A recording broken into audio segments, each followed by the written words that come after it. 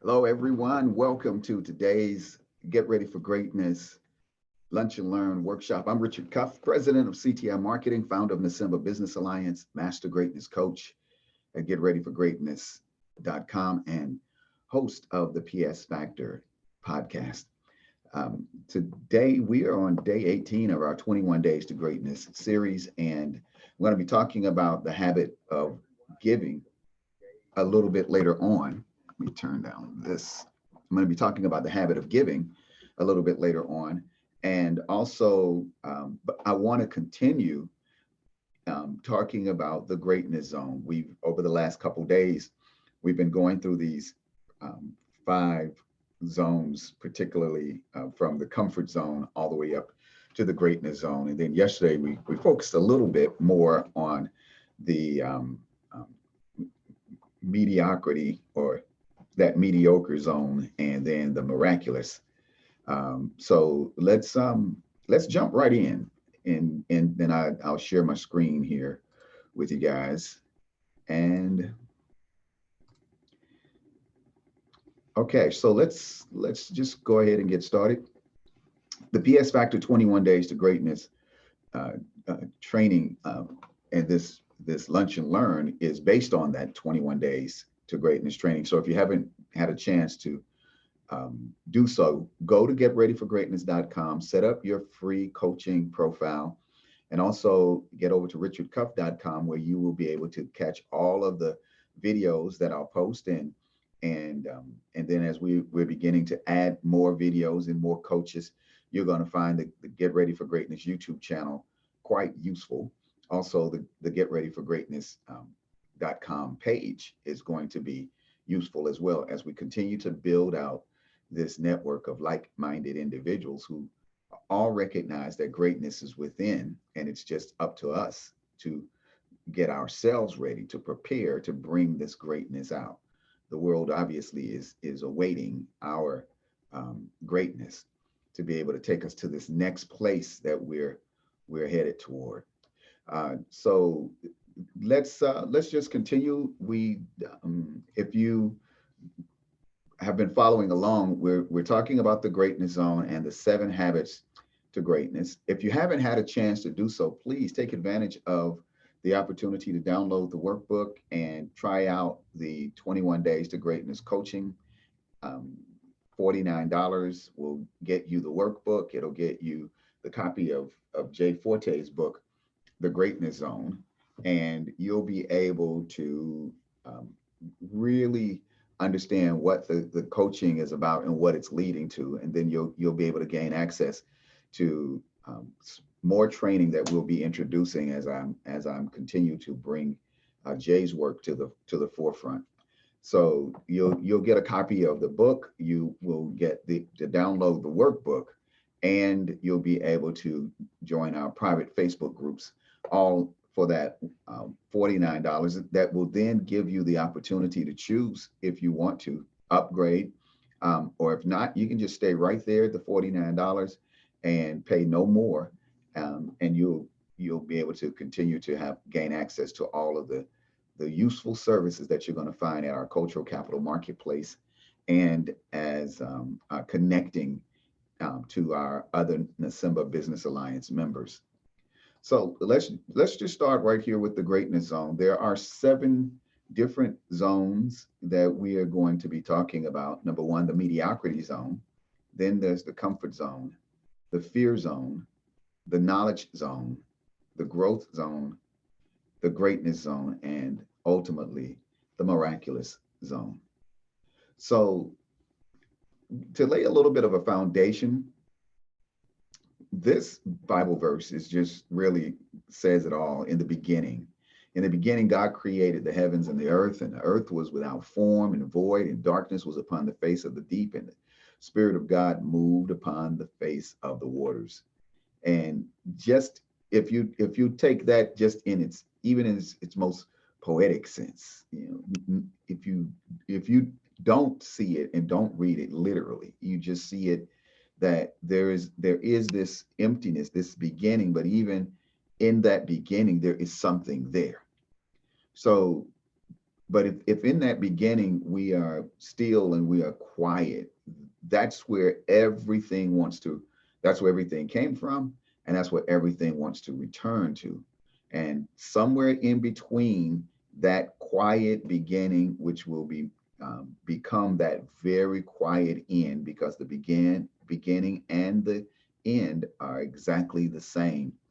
Um, in between those two is our conscious awareness of the world around us.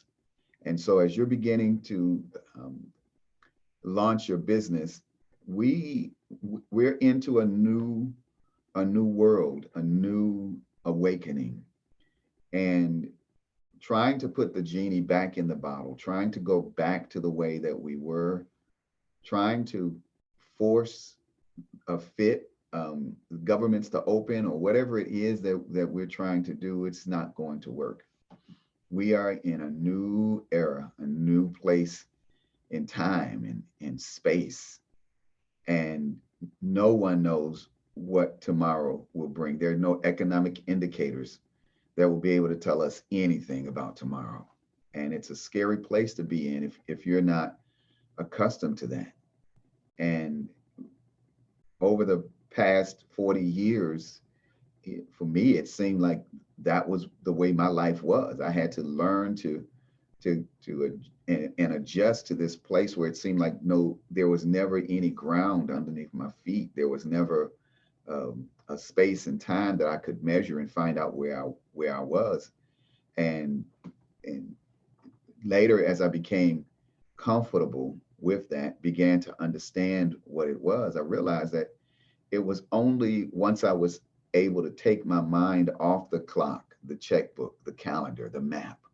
Once I stopped measuring myself compared to someone else's success or where their place in life, and saying, well, why am I not in that place? Or because I'm in this place compared to someone that has less than me, I should be doing something else. Or all those things are just measurements that we give to make sense of being in this space where there is no place.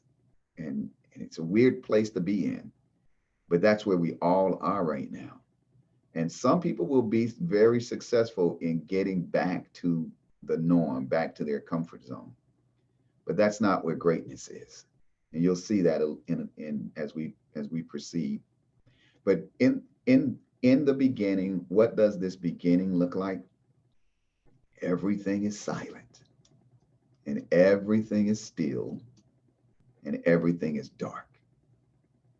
And when you begin there, where there's silence, there's no motion, there's darkness, there's nothing but you and your conscious awareness of your limitations, because those, remember, the first four laws of greatness, the only four laws of greatness, called the law of consciousness, the law of awareness, the law of limitations, and the law of attraction. Most people focus on the law of attraction and totally ignore the other three great laws, but you cannot attract anything to yourself without consciousness and without awareness, but also without limitation, because there has to be some limitations placed on our thoughts. It's been said often that we only use 10% of our mind, our brain's capacity. And I've always believed that the 10% that we're using is unauthorized access. We are, to me, a better way of saying it is that we are limited to 10%. We're not going to, there's, for whatever reason, it said, okay, this is as far as you go. We don't get any more than that. It's that other 90% that we do not have access to that begins to create this awareness that everything began in it being hidden.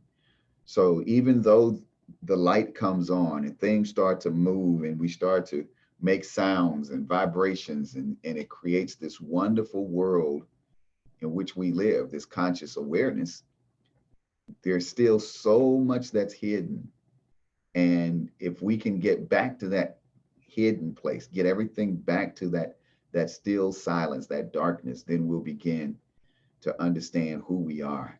And then as an entrepreneur, you're going to begin to understand how powerful you are to bring about a change, the change that the world is screaming for. It's not in big government. It's not in big corporations. It's not in globalism. It's not in nationalism. And it's even not in individualism. And I said this earlier in my morning commutes. And by the way, if you haven't had a chance to check them out, it's just my unscripted conversations in the morning, but it gives me an opportunity to share with you my thoughts, and hopefully we can sort of begin to find our connection as we start moving this thing along. So I truly believe that this conversation that I'm having here, I'm committed to it. The 21 days is for me was just a trial run, but it's going to be 21 days on top of 21 days on top of 21 days, and for the next 21 years, should God give me the breath and the health and strength to be able to do it, I'm going to be saying what I'm saying, and I'm going to be talking to the group that I need to be talking to. We're a very small group right now. But the one thing that I know is the power that exists in that one person, you, the one person that's watching this, the one person that says, you're talking to me. 300 million people are going about their business, and they're warring with each other, they're fighting against each other, they're ready to kill each other. But there's a still small voice in the silence that's talking to us. And it's calling us out of this confusion, and it's directing us toward the place that we are destined to be, so that we can become the people that we are destined to become. Putting aside the petty bickering and all the stuff that we've been challenged with, there's a place, there's a calmness, there's a peacefulness. I'm not concerned about who, the numbers, how many people there are, likes, shares, tweets, retweets, dollars in the bank even. Remember, I'm saying this, once you take your eye off the clock, off the checkbook, off the calendar, off the map, the only place left to put your eye is the will of God, the hand of God, that energy that holds us all together, whether we want to admit it or not, whether we put a label on it, however we do it. I'm just saying that hidden in this darkness, this stillness, this silence is everything that we're going to need in order to move out into this vast greatness that we are. And I just think about it, man. And there are folk that'll go, man, that makes no sense whatsoever. But you will be amazed what comes out of that still small beginning, that tiny little something on the inside, that when it explodes into this space that can't stop it, man, it becomes huge. So everything has this beginning. Your business has this beginning, your thoughts, your life, everything. Now we bring everything there, and then we can start building out. And when you step out of that beginning, you can do what most people do and find a home in that mediocrity zone.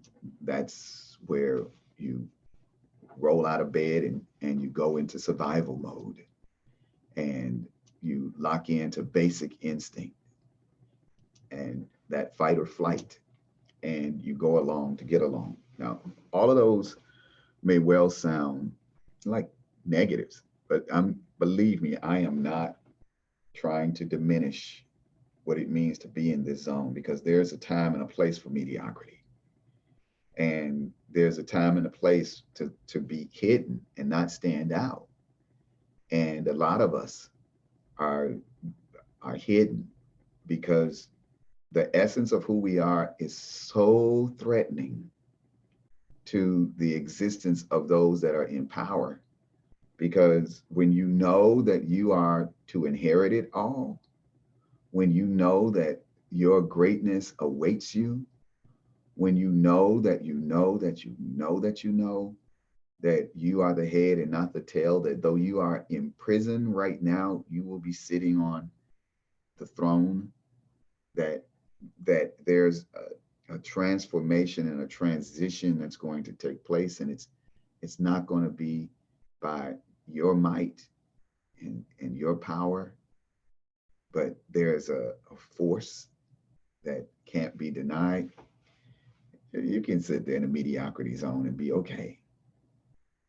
But when circumstances begin to change and you now recognize that it's time to move beyond the mediocrity zone, the beyond survival, beyond the basic instinct, beyond fight or flight, beyond going along to get along, you move to that comfort zone. And that comfort zone, you become confident in your your yourself. You're safe, serene, secure. You especially like being around people that you know you love, that love you, that you can say what is on your mind, say what you feel, and know that the love that they have for you is not going to change based on that. Your That's your comfort zone. The challenge that we face with the comfort zone is that comfort can lead back to mediocrity, and without recognizing it, without realizing it, simply because the the that something within you still wants to return to silence. It wants to return to stillness. It wants to return to darkness. It wants to return to the hidden, and and to that energy, to that essence of you. It doesn't matter all the things that are around you, because the physical existence is not its driver. That I'm talking about the thing that's inside of you. So now the vibrations are beginning to happen, and you're beginning to now feel like, okay, whoa, wait a minute, which direction do I go? Well, going back is not uh, an option, not in the way that we are created. I cannot go back to the moment of being, in my mother's womb. I can't go back to that. Uh, Maybe somewhere there are those that truly believe in that, in quantum jumps, and us going, being able to, being not bound by time. And so yes, there may be an opportunity for us to do that, and our existence is being reshaped with every thought that we have. But it's not necessary to understand it. If even if that is the case, if if there's behind the scenes, there's some greater things that are going on that you cannot comprehend, then don't worry about it. Be confident in this. It will be revealed as you move forward. So let's move forward to the next zone, and that's that fear zone. Lacking self-confidence, seeking self-approval, you're affected by the opinions of others, and you're finding excuses. When you see those indicators come up, that's an indication that you've moved into your fear zone. And I am constantly putting myself in check to recognize when I'm finding myself crossing into that fear zone, or going back into it. What leads me back to that? Um, Seeking my comfort zone, mediocrity, because I have to go, in order to get back to those zones, I got to go back through fear. So even as life pushes me beyond there, I still can find that I lack self-confidence. I'm seeking approval. When I'm affected by the opinions of others, that's a good indicator that you're moving back through that fear zone, trying to get back to comfort and mediocrity. So you want to move out of that fear zone and move to the next level, that knowledge zone. This is where we began to learn from our mistakes. And I am telling you, man, there's nothing more difficult than you being the one that's focusing on making yourself better when the people around you could not care less about greatness and being better. Mediocre is like, look up the definition of mediocre in the dictionary, and there's their faces right there going, ah, that's me. But when it's not you, when you're moving past mediocre, past that comfort zone, past the fear zone, and you are now in that knowledge zone where you're learning from your mistakes, you're dealing with your challenges. This you're the one that's paying for coaching, and you're the one that's trying to move up to the next level. And you're the one that believes you can acquire those new skills and ultimately find contentment in your life. That's the benefit of the knowledge zone. But now the knowing now gives a certain responsibility, because at this point now you know that you know that you know you shouldn't be going back through that fear zone and back to the comfort zone and back to mediocrity. Now you know the truth. You know that when you were a child, and and your small thoughts, when you had these, when you were a child, you thought like a child, you behaved like a child. But now that you become this knowledgeable adult, this full grown being, you got to put away those childish things, and that desire, that thought of going back to comfort is not there anymore. There's no going back. So now we move forward from that knowledge zone to the growth zone. And in the growth zone, you begin to find your purpose. Be okay with setting new goals. Guys, listen, you you may have lost everything in this economic downturn. And if you haven't lost everything, you may be on the way to losing it. But at the same time, you're discovering new ways of doing other things. The for every action, there's an equal and opposite reaction. So if the action over here is for you to lose $100,000, then the equal and opposite reaction is over there for you to gain $100,000. Why not look over there to see where that is? Where is it coming from? Where is it going to be? That's the growth zone. Setting new goals, finding new ways to accomplish new things, not wallowing in misery and trying to put everything back to the way it was. Now we've got to go and become that conqueror. Last week, well, actually, in the first week of the 21 days, we talked about the progressive mindset. And the progressive mindset really is where it comes to life here in this growth zone.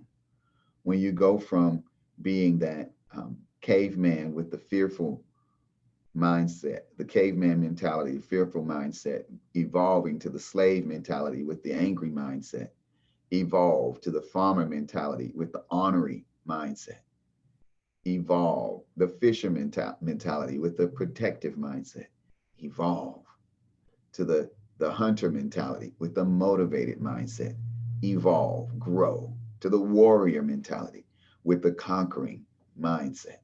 And here is where, when I got, this is just me personally, when I got to that point, evolving in this growth zone, learning from my mistakes and finding my purpose, setting new goals, when I remember when I hit that conquering mentality, that warrior mentality with the conquering mindset. And I wanted to go back and conquer all the things of the past, the mistakes of the past. And then I got to that one final thing that I needed to conquer, and that was myself. And not realizing it, I had turned that conquering spirit onto myself. And there I was, slashing myself, beating myself up for all the mistakes that I'd made. And I had to learn that the habit of forgiving allows me to break free of that. And I'm forgiving myself, forgiving others. That's what ultimately allowed me to conquer my past and then move from that warrior mentality with a conquering mindset up to a Christ-like mentality with the mindset of a servant and saying, God, how can I serve? And oftentimes the Bible tells the story of the king or the ruler or whatever that sends the servant out to do something. And the servant has to deal with the rejection that was actually meant for the king. You know, imagine I bring great tidings and gifts I bring from the king, and I the servant of the king invite you to the wedding, and then you get rotten tomatoes thrown at you because you're the messenger. You're just the messenger, but their hatred for the king, their rejection of the king, is what is being put onto you. So you're the one that's carrying that message out into the world. You're the servant, but the servant, because of who you're serving and whose servant you are, because of that, you you're experiencing the rejection, and that's the Christ-like mentality, though. And it's hard to have this Christ-like mentality, the mindset of a servant, knowing that people don't necessarily want what you serving up. But there's an ultimate mentality, and that's the mind of God, where we are one with God. And we can realize that within us, we are God. And that's a tough pill to swallow, because now that totally removes you from this existence, this earthly plane, and takes you to this highest level, that ultimate growth zone. Yes, I can live my dreams. Yes, I can conquer my past, set new goals, be very successful, create coaching and training, and show other people how to do the same thing. And everybody makes money, but even the money, there's a greater level, a greater place than that. And that's that greatness zone. And it exists outside of this plane that we're in. It's a totally different place to be in. It's where you find what you're good at, find what you're passionate about, and you find what you consider success for you. The combination of those things right there in the middle is the greatness zone. It's where you find those common areas, and then you begin to brainstorm your options. You can bring people in your mastermind group that helps you select the best option and build your plan to turn that greatness zone into the miraculous zone. And that's the final zone where you complete your purpose, you reach your goals, you accomplish your mission in life, and you can live in the overflow. Um, I've shared this before, and I haven't talked about specifically, but it's um, the verse, "Bring ye all the tithe into the storehouse, that there may be meat in my kingdom, and I'll prove me now herewith that I will not open the windows of heaven and pour you out a blessing that there should not be room enough to receive it." Folk I've seen people get excited about that, and the justification, the entire justification for paying tithe is because you're going to receive a blessing that right there, the word says that you will not have room enough to receive it. When I was a kid, those kind of verses would jump out at me, and I would hear that in church, and then I'd say that my mom was my great wise person in my life, my Obi-Wan Kenobi. Mom, that doesn't make any sense. How can you, if the blessing is too big for you to receive it, how do you receive it? And what I came to understand was that first word in that phrase. It says bring. A lot of people they take the tithe to the church, or they take it to this place, but it says bring it into the storehouse. You're the storehouse, into your storehouse. If imagine right now, if you could, whatever your financial situation is through this coronavirus thing, if you could at this very moment put your hands on 10% of every dime you have ever made in your life, how well off would you be? Yeah, that's what the tithe to me is about, being able to do that. But we weren't taught that. That's not how we were raised. So if it's not about the tithe, then what is it about? This is the example that I give. Imagine I say, I'm going to give you a widescreen TV because you've been such a blessing to me. Just be aware now, you're not going to have room enough to receive it. But it'll be at your house tomorrow, 9 o'clock. You prepare a big wall for this widescreen TV that is coming, and then you hear the truck backing up, and you go out there and look, and not only is it the truck, but it's like somehow they rigged it up, and one of these big jumbotron screens from the football stadium is out there in front. It's big as 5 of your houses. I shared that with one of my clients, and he said, "Man, I can't do nothing with that." And exactly. We can't do nothing with that thought, with that process, with the thought that that's how we're going to get wealthy, that's what that verse or that whole concept is all about. No, it has nothing to do. Living in the overflow has nothing to do with the size of your blessing, the size of your bank account, how you're living now, the size of your house. It's got nothing to do with the size of the blessing. It has everything to do with the condition of the container. You see, I've got a 16-ounce bottle, and I've been sort of sipping a little bit while was preparing here, and there's about 5 ounces left. Now, in this 16-ounce bottle, I can put another 11 ounces of water because the condition of this container is that it's partially empty. So I got room enough to receive. And so until this is full, and once it's full, then there won't be room enough to receive. Then everything is overflow. But if the condition of this bottle was such that there's a hole right here at the bottom, this would flow out. And then no matter how much I put in, no matter how much water I pour into this bottle, it would never change the condition of the container. Because if the condition of the container, this hole in the bottom isn't changed, then it doesn't matter how much I pour into it. And that's what living in the overflow is about. It's about changing the condition of the container. When the condition of the container changes, the empty spots, the holes, the patches where mistakes keep being made over and over, when those things change, you're going to find yourself living in the overflow because the condition of the container changes. That's where the miraculous zone is.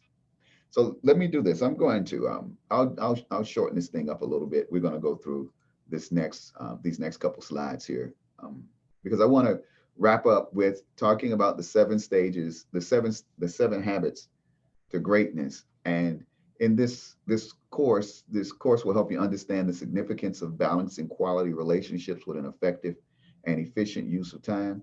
You'll also learn how to manage your spiritual resources, physical and spiritual resources, in order to reach your goals and achieve greatness. So we were talking about those physical things, that those processes, the thoughts. Your thoughts are things, right? So the physical side. And now we get over into that spiritual side, that part that operates without your physical input, that your emotional, spiritual level.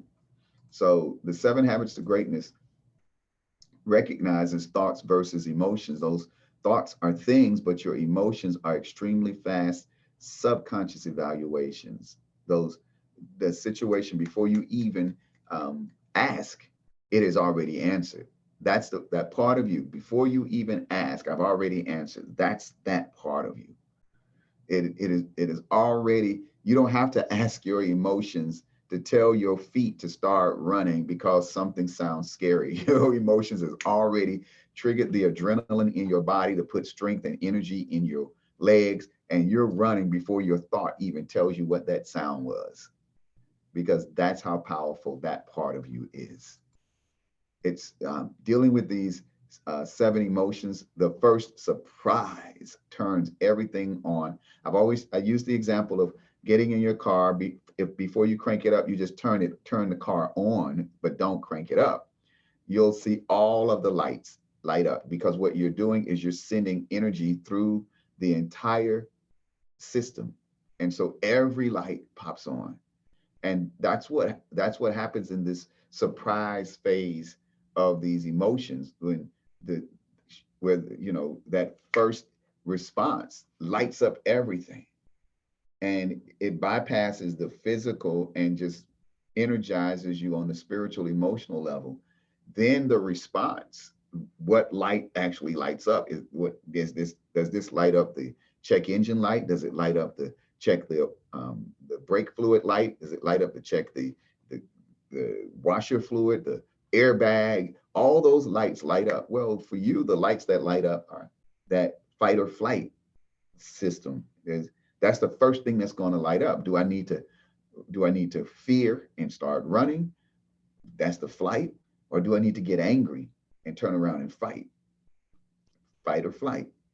Now, and that's the most mediocre thing that you can do. That's the basic instinct. Remember the mediocre zone? That's the basic instinct zone. That's the I don't need any higher thought than that. I can survive on that level with just fight or flight, fear and anger.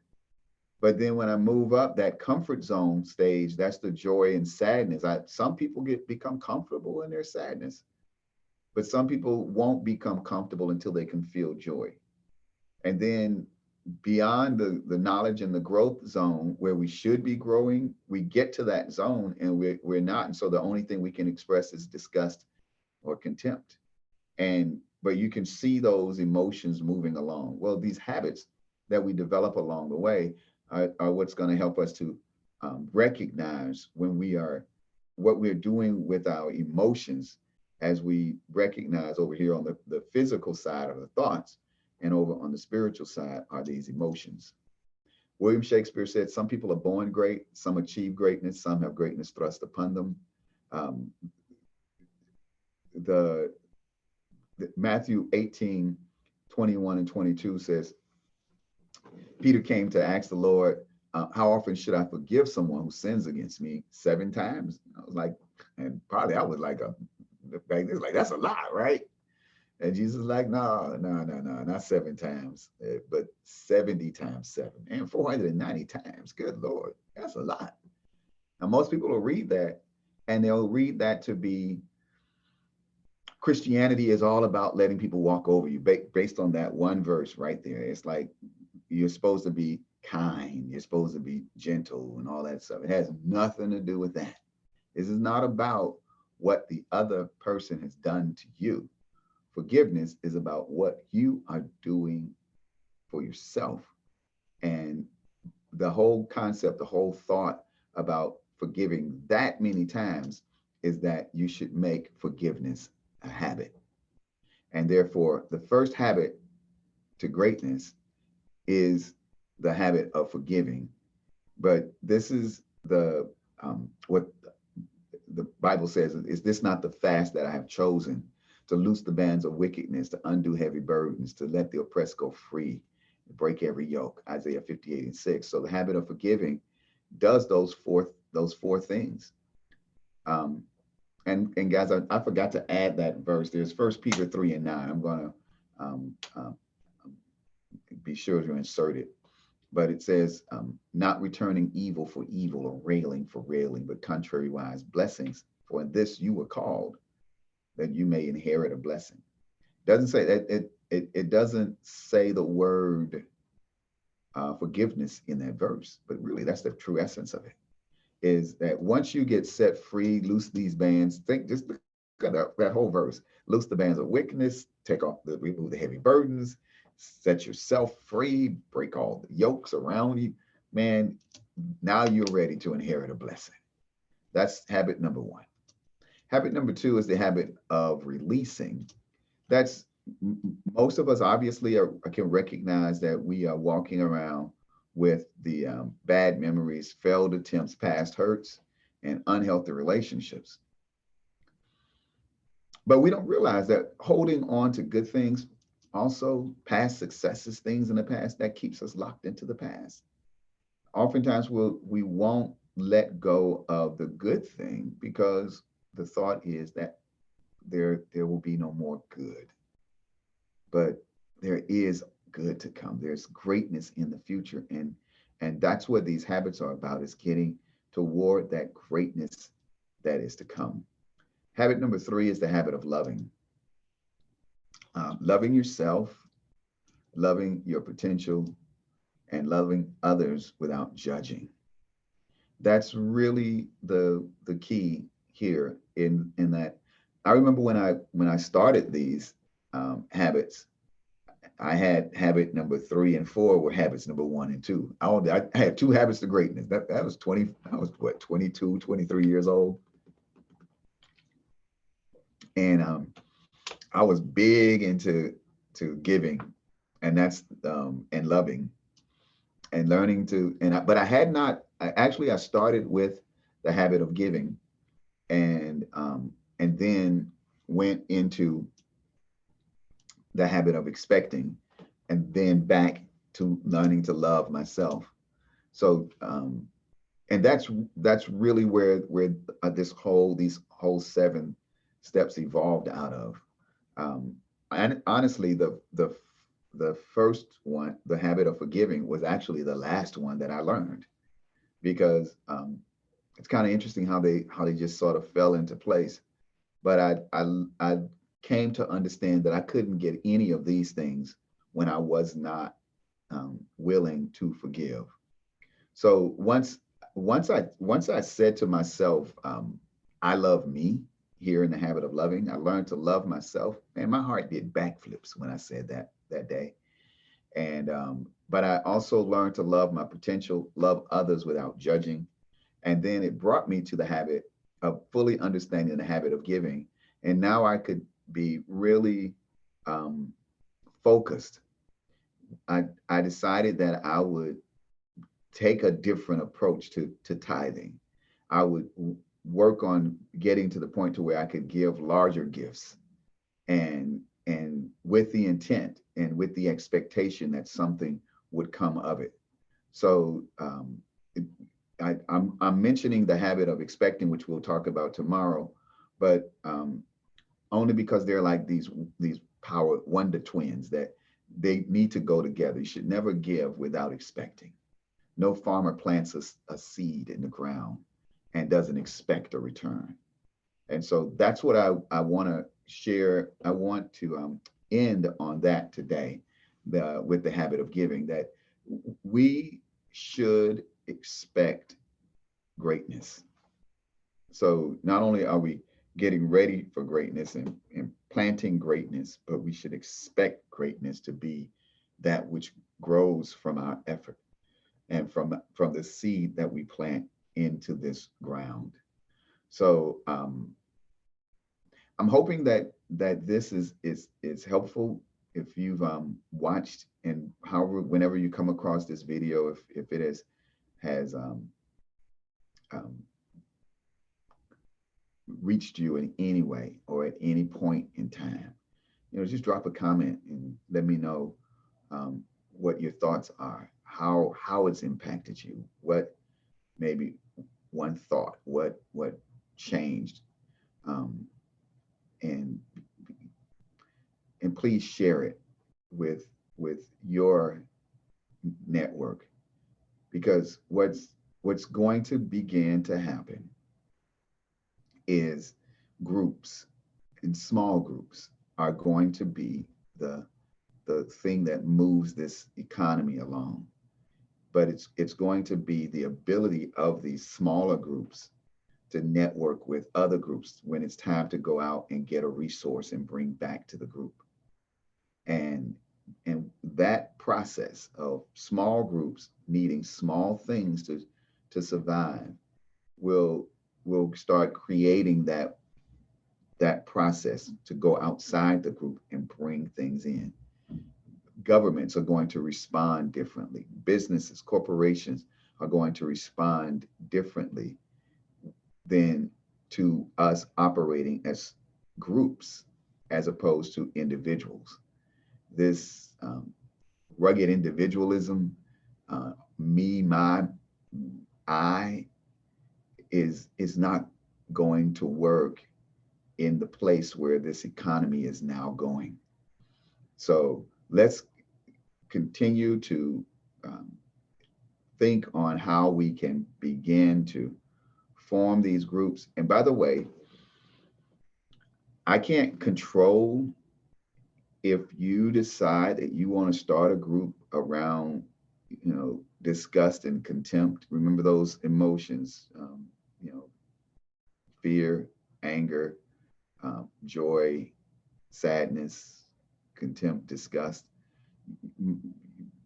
You're going to start your group around that. And if you're that contempt for other people, hatred, that you don't like other people, that your group is all about disgust and hatred, then I can probably tell you that this process, this thing that I'm talking about is not for you. Joy, sadness, and even fear and anger. Even the Bible says, "Be ye angry, but sin not." It doesn't say, go out and hate. But I think that we can find a place that will allow us to be who we are, humans, without destroying other humans, human beings. And so let's continue this process. Guys, I'm learning as I go through this, I'm learning. I'm certainly learning to be comfortable in the skin that I'm in, comfortable in this place that God has put me, I should say, because now I'm talking about myself here, Richard, what I'm feeling at this moment. And I know that you are going through and dealing with and feeling what you feel. But let's continue the process. Let's grow together. Let's discover ourselves. Know yourself, find your fit, transform the world. Let's do that together. Till tomorrow, guys. We'll be tackling the fifth habit, the habit of expecting. And I'll catch you in the morning on my way in. So do look for it, my unscripted, my morning commute. And until tomorrow, take care.